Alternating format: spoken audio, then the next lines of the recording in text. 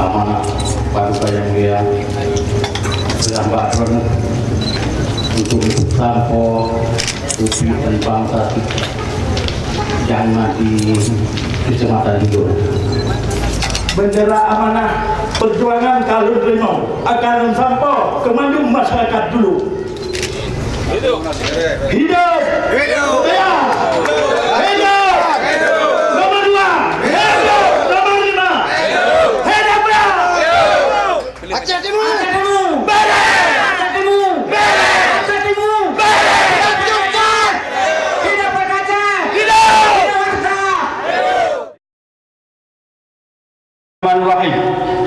Tim pemenangan Partai Aceh wilayah Kabupaten Aceh Timur menimbang dan seterusnya mengingat dan seterusnya memperhatikan dan seterusnya memutuskan menetapkan pertama struktur dan susunan tim pemenangan Haji Muzakir Manaf dan Insinyur Haji D.A. Khalid MM serta tim pemenangan Haji Hasballah bin Haji M. Taib dan Syahrul bin Samaun Kecamatan Juluk dengan personalia sebagaimana tercantum dalam lampiran yang merupakan satu kesatuan yang tidak terpisahkan dari keputusan ini.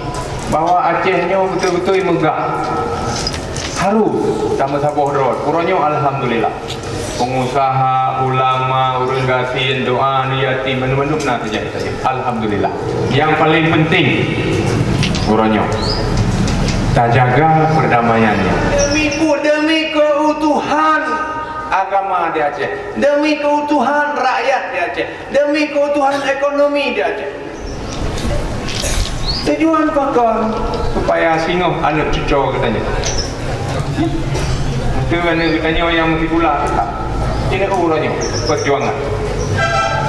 Acehnya mandung keturunan daripada Fahla.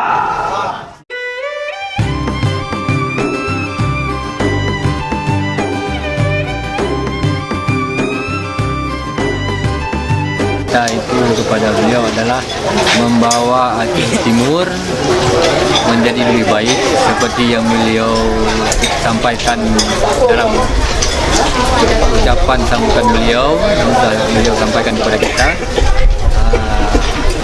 hingga Aceh Timur nanti menjadi suatu daerah yang lebih maju ke depan, lebih sejahtera. Kita melihat kepada masyarakat yang begitu antusias untuk bersatu dan komitmen untuk memenangkan Partai Aceh.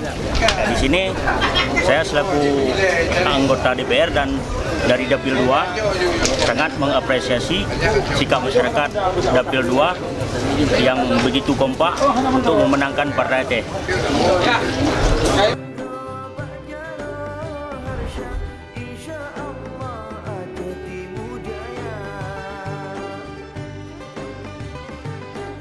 Aceh Timur beres.